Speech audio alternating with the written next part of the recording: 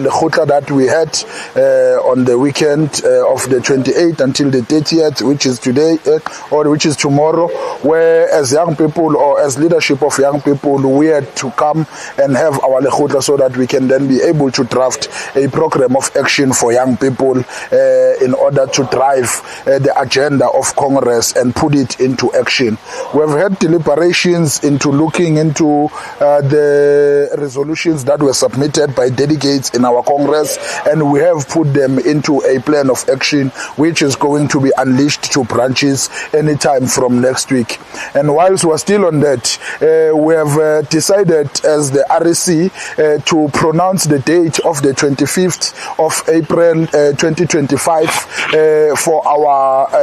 Economic Freedom March, which has been resolved by our Congress, so that we march to OR Tambo International Airport to seek, amongst others, economic opportunities. We have identified the airport as a retropolis or as the drivers of the retropolis, that they must contribute to the economic growth of our city. It cannot be that our city is still having a high unemployment rate of young people, which is seated at close to 40%, whilst we have got an airport that is housing all international countries in Ekurhuleni. Therefore, we are saying young people must be prioritized in that airport when there are opportunities of employment, when there are opportunities of business, when there are skills development opportunities. And that airport should also be able to invest in the education of a black child from Ekurhuleni through the mayoral bursary that we have requested to the executive mayor, which was pronounced, but it needs private and also state-owned entities to come in so that they can then be able to invest money so that young people can then be able to be afforded with opportunities to go to school. So that is the reason, and the march has been adopted, the date has been adopted, which is the 25th of April. Amongst other issues that we have then deliberated on, it's also the review of the State of the City address that was delivered by our executive alderman Simphiwe, Dr. Kagaza, on Thursday, where he unpacked some of the issues that were raised to him as an executive mayor by the very same leadership of young people that is before me here, when we had a picket on the 5th of March to the Jimiston Civic Center to submit a memorandum of demands. One of the issues that we were speaking to was the insourcing of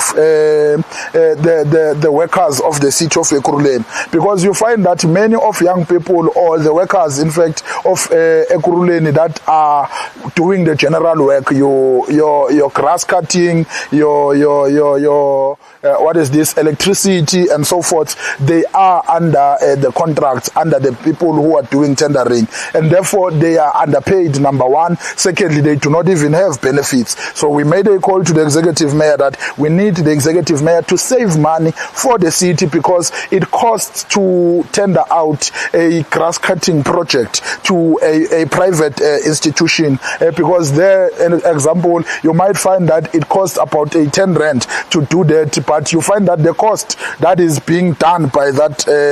company to its workers, it's about 50 cents per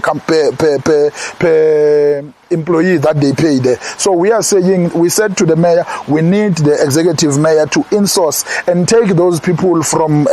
those contracts and make them permanent in the city, thus saving funds for the city and also giving our people dignity and giving them relief that they know that what they are working for is indeed now going to bear fruits. And this is a government that is working, because I can declare today to say our executive mayor has declared, which he has promised us, that in the next financial year he is going to insource all contract workers on a 60-40 ratio, and then on the next what is this, MTREF, he's going to then move it to 80-20, which is a biggest achievement to young people. Secondly, the issue of Vukupile, where we had made a call to say young people are in need of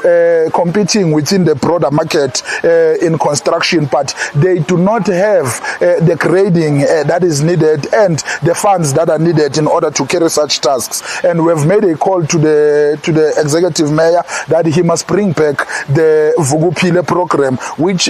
was assisting young people who are in business, mostly in construction, to grow them in that industry and capacitate them with the training and the resources financially that are needed in order for them to compete with the big companies that are getting tenders of building roads, of building clinics in our city. And we can announce today again to say the mayor has responded to that. Young people, as of the next financial year, he has announced 50 young people who are going to be taken for Vuguphile program, which out of that 50% is going to be young people and 50% is going to be women, meaning that young people will be 25, which is a biggest achievement. So that is why we are saying we do have an executive mayor that listens to young people, as much as there's still a lot to be done, but we appreciate the little that has been given to young people. It shows that we're in the right direction, and we're saying to young people, rally behind this leadership of the ANC Youth League and rally behind the ANC. It is the only future or the only home for